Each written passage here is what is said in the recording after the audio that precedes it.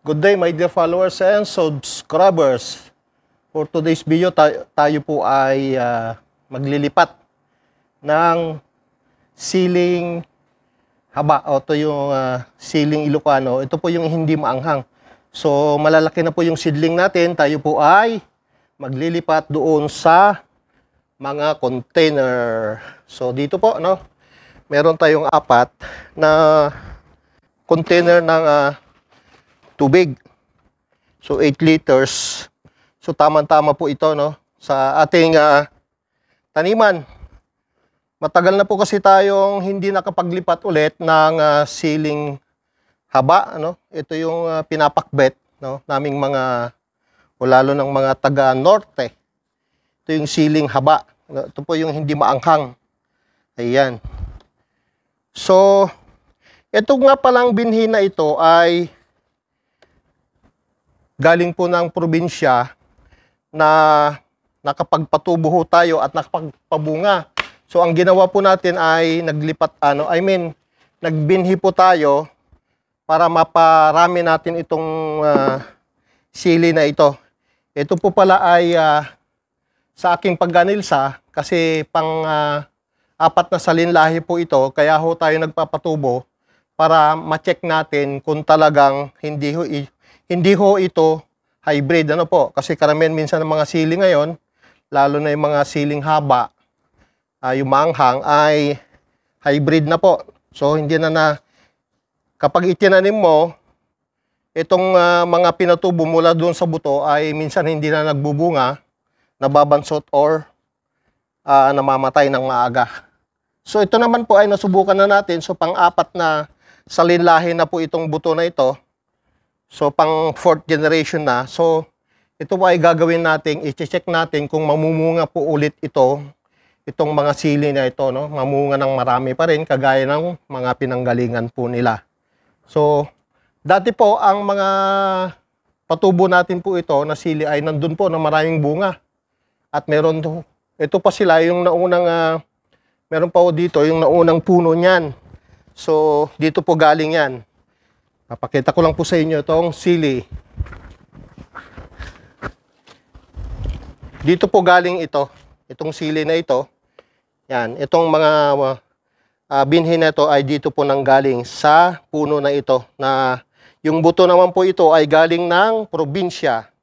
Kaya sinubukan ho nating itanim.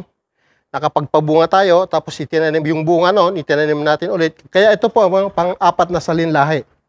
So, susubukan natin na paramihin or buhayin at titingnan natin kung marami ulit na magbunga itong sili na ito. Yung siling green po ito, hindi maanghang.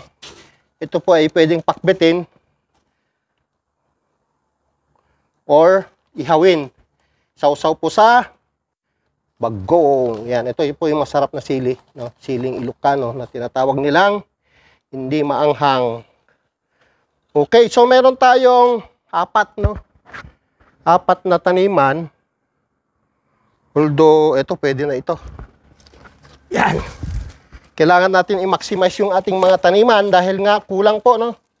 So, binunot na lang natin itong luyan dilaw. Okay, total, marami tayong binhi.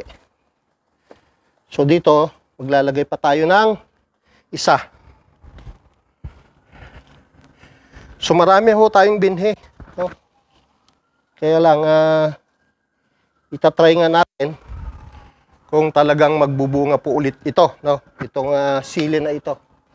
Ayan.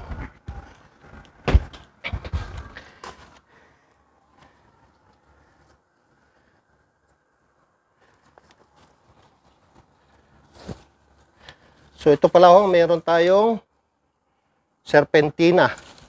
Pinay, bunutin na natin to. Ayan. Ayan, dyan muna. So, after po natin, itanim, at ito nga po, no, ilagay na lang natin sa medyo malilim, no? Diligan muna natin.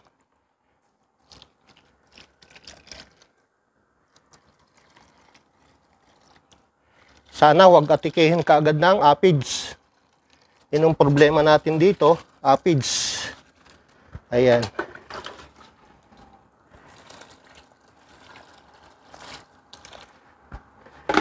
So, dito, pansamantala muna natin ilagay dito sa lilim para makarecover sila at para hindi ho mamatay.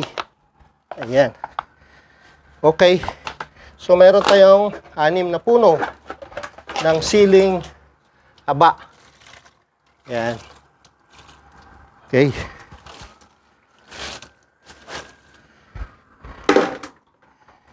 Okay. So, dito muna ito. Ayan. So, yun po muna yung ating activities ngayon. Araw na ito. So, nakapagtanim po tayo ng sili. Siling haba o siling green na pwedeng ihawin. So, yun po, no? Parating magsubaybay sa ating vlog about yung activities ko dito sa aking urban garden dito sa tuktok ng building. Salamat po sa panonood and God bless everyone.